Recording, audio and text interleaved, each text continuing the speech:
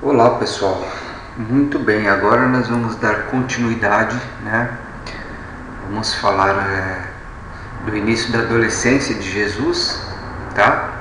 Para depois falar da vida adulta. Então, falar agora um pouquinho aqui dos 2 anos cruciais, mais marcantes da vida dele. De todas as experiências de Jesus na sua vida na Terra, o 14º ano e 15º foram os mais cruciais. Esses 2 anos, após haver se tornado autoconsciente da sua própria divindade e destino, e antes que haveria de se comunicar de um modo mais amplo com o seu ajustador residente, foram os anos de maior provação da sua movimentada vida. O seu 14º ano. De fato, era uma criança adorável e brilhante, mas era tão difícil de entender. E por outro lado, nada de extraordinário ou miraculoso vinha dele. Quantas vezes a sua orgulhosa mãe vinha aguardando o seu filho executar algum feito supra-humano ou miraculoso, mas suas esperas eram desfeitas em uma decepção cruel. E tudo isso a deixava desencorajada e às vezes até abatida. O povo devoto daqueles dias acreditavam de verdade que os profetas prometidos sempre manifestariam a comprovação de sua missão e estabeleceriam a autoridade divina, realizando milagres e coisas prodigiosas. Mas Jesus não fazia nenhuma dessas coisas, por isso a confusão dos seus pais crescia com o passar do tempo. Com a melhora da condição econômica, a casa possuía um grande número de tábuas brancas lisas, que eram usadas como quadros para escrever as letras sendo feitas com carvão. Jesus podia também retornar às suas aulas de música, pois gostava muito de tocar harpa. A morte de José. Tudo ia bem até aquela terça-feira fatídica, 25 de dezembro, quando um mensageiro de Séforis trouxe a esse lar em Nazaré a trágica notícia de que José havia sido gravemente ferido pela queda de um mastro, enquanto trabalhava na residência do governador. Logo naquele momento em que as perspectivas eram boas e o futuro parecia prometedor, uma mão aparentemente cruel abatia-se sobre o pai dessa família de Nazaré. Os assuntos da casa ficaram interrompidos e todos os planos para Jesus e sua instrução foram por terra. Esse jovem carpinteiro, agora com pouco mais de 14 anos, despertou para a compreensão de que não apenas tinha que cumprir a missão de seu Pai Celeste, de revelar a natureza divina na terra e na carne, mas que seria necessário que a sua jovem natureza humana assumisse a responsabilidade de tomar conta de sua mãe viúva e de 7 irmãos e irmãs e de um outro mais que estava para nascer. Jesus aceitou de bom grado a responsabilidade tão subitamente confiada a ele e assumiu até o fim. Então aqui um parênteses, Jesus teve 7 irmãos, tá? Todos filhos de Maria e José. E contudo, Jesus não sabia da visita feita por Gabriel à sua mãe antes do nascimento. E soube disso através de João, só no dia do seu batismo, no começo da sua ministração pública. Neste ano, tornou-se comum os vizinhos aparecerem durante as tardes de inverno para ouvir Jesus tocar harpa, para escutar suas histórias e para escutá-lo lendo as escrituras gregas. 15º ano. Neste ano nasce Ruth, o bebê da família, e com sua melhor disposição, Jesus empenhou-se em ocupar o lugar de seu pai, confortando e ministrando a sua mãe durante essa provação difícil e peculiarmente triste. Durante esse ano, pela primeira vez, Jesus formulou a oração, que posteriormente ensinou aos seus apóstolos e que para muitos havia se tornado conhecida como o Pai Nosso. Num certo sentido, ela representou o auge do altar familiar, pois eles tinham muitas formas de louvar e muitas preces formais. Jesus tentou ensinar as crianças mais velhas como se expressar individualmente na prece, de modo como ele tanto gostava de fazer, mas elas sempre voltavam às preces memorizadas. Finalmente, Jesus desistiu da ideia de ter todos os membros da família fazendo prece espontânea, e em uma noite, junto à mesa, com um pedaço de carvão, ele escreveu em uma tábua a oração, que desde aquele momento tornou-se a prece modelo de sua família. E Jesus tinha a consciência de que não era o Messias do povo judeu, jamais lideraria exércitos ou sentaria no trono de Davi. Mas quando chegasse a hora de sair como um pregador para o mundo, como iria chamar-se a si mesmo? O que assumiria para essa missão? Por qual nome deveria ser chamado pela gente que iria acreditar nos seus ensinamentos? Surge então o termo Filho do Homem. Nessa época, já muito cuidadosamente, ele havia estabelecido várias coisas sobre seu trabalho vindouro, mas nada disse a sua mãe, que ainda se apegava ferrenhamente à ideia que ele deveria ser o Messias. Os anos da adolescência. Tendo, pois, conhecido a experiência real de viver esses anos da adolescência em um mundo assediado pelo mal e atormentado pelo pecado, o Filho do Homem adquiriu todo o conhecimento sobre a experiência de vida dos jovens de todo o reino de Nébado e, assim, para sempre, ele tornou-se o refúgio de compreensão para adolescentes angustiados e perplexos de todas as idades em todos os mundos do universo local. Então, olha que bacana, né? Jesus é um refúgio também para os adolescentes, aqueles perdidos na vida, aqueles que sofrem, né, com os mais diversos males atuais. O 16º ano. Neste ano, alcançou sua estatura física definitiva. Era um jovem formoso e viril. Tornou-se cada vez mais sóbrio e circunspecto, mas era compassível e amável. Os seus olhos eram doces, mas inquisidores. O seu sorriso era sempre simpático e calmo. Sua voz era musical, mas autoritária. Sua saudação cordial, sem afetação. Sempre, no mais comum dos contatos, parecia evidenciar-se de uma natureza dupla, a humana e a divina, e sempre demonstrava a combinação da compaixão do amigo e a autoridade do mestre. Com o tempo, tornou-se cada vez mais difícil para sua mãe e irmãos compreendê-lo. Eles tropeçavam no que ele dizia e interpretavam mal o que ele fazia. Não estavam preparados para compreender a vida do irmão mais velho, porque sua mãe havia dando-lhes a entender que Jesus estivesse destinado a tornar-se o libertador do povo judeu. Depois que essas indicações foram dadas por Maria como uma confidência de família, imaginai a confusão deles, quando Jesus negava francamente todas essas ideias e intenções. Durante esse ano, Jesus ficou confinado à sua bancada de trabalho.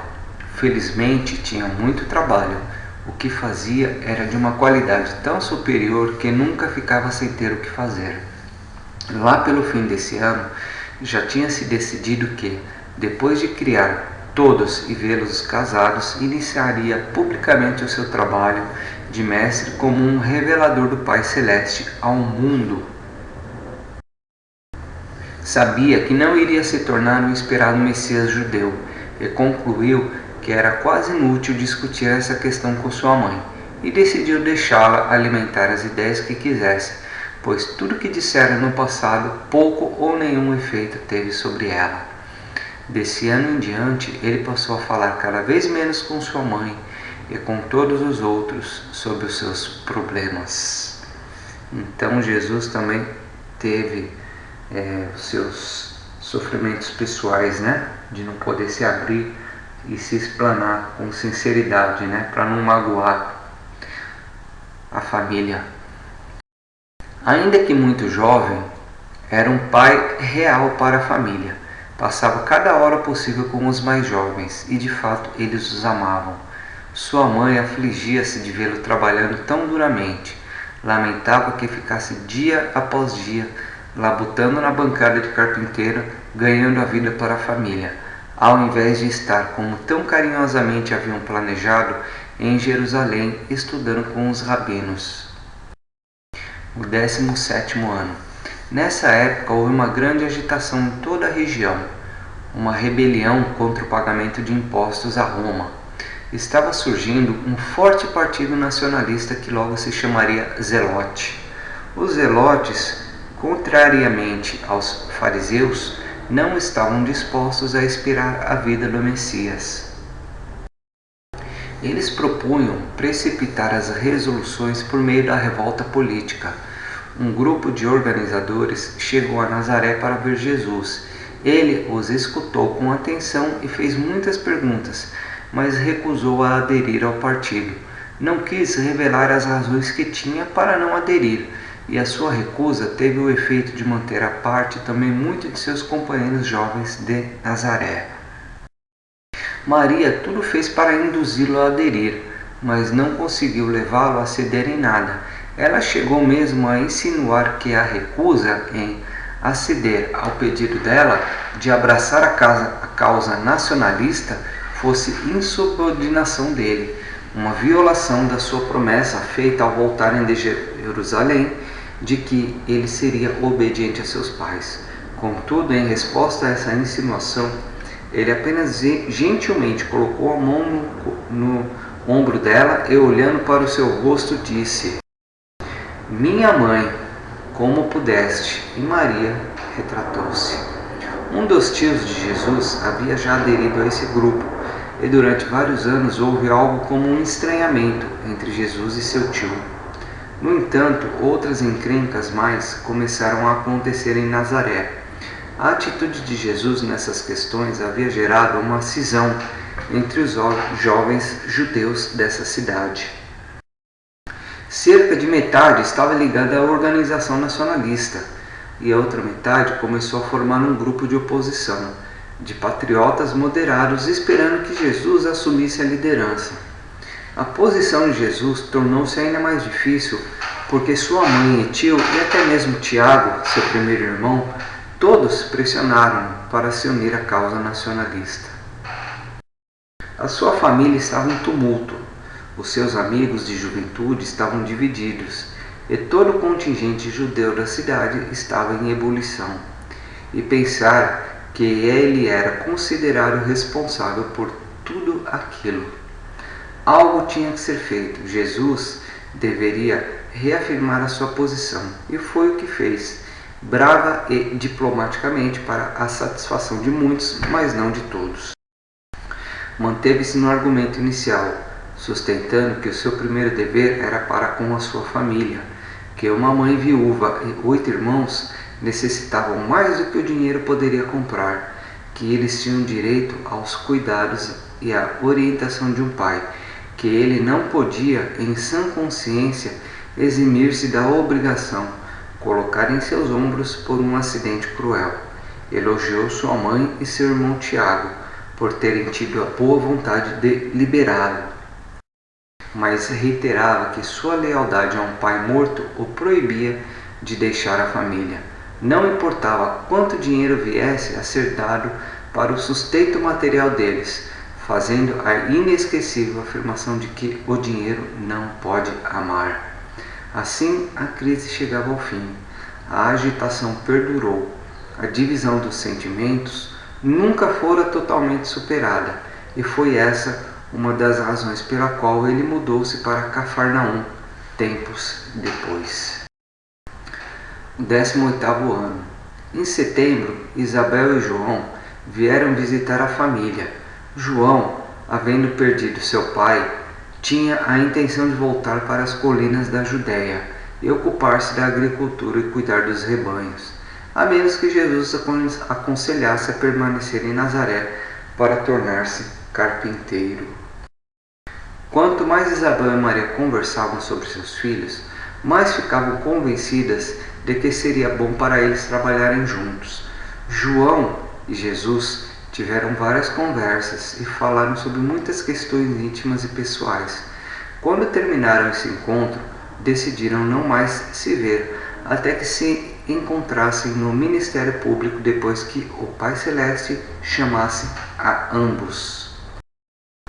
João ficara fortemente impressionado por tudo que vira em Nazaré, e assim devia retornar para casa e trabalhar para sustentar sua mãe. Estava convencido de que seria uma parte da missão de Jesus, mas percebeu que Jesus deveria ocupar-se por muitos anos ainda com a criação de sua família. E nunca mais João e Jesus se viram, até o dia em que o Filho do Homem apresentou-se para o batismo no Rio Jordão. Antes do ano terminar, pela segunda vez a morte atingiu essa família em Nazaré. O pequeno Amós, o irmão ainda bebê, morreu depois de ficar doente por uma semana com uma febre alta. Por 4 anos, o padrão de vida deles declinou de fato. Ano após ano, sentiram o aperto da pobreza. No final desse ano, enfrentaram uma das mais difíceis experiências de todas as suas árduas lutas. Tiago não havia ainda começado a ganhar bem, e as despesas de um funeral, somada a todo o restante, vinha a consterná-los ainda mais.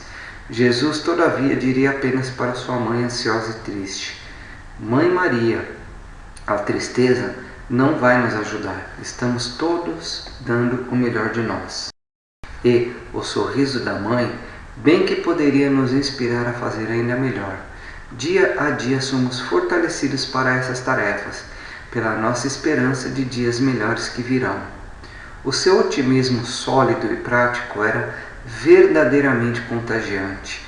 Todas as crianças viviam em uma atmosfera de antecipação de tempos melhores e coisas melhores.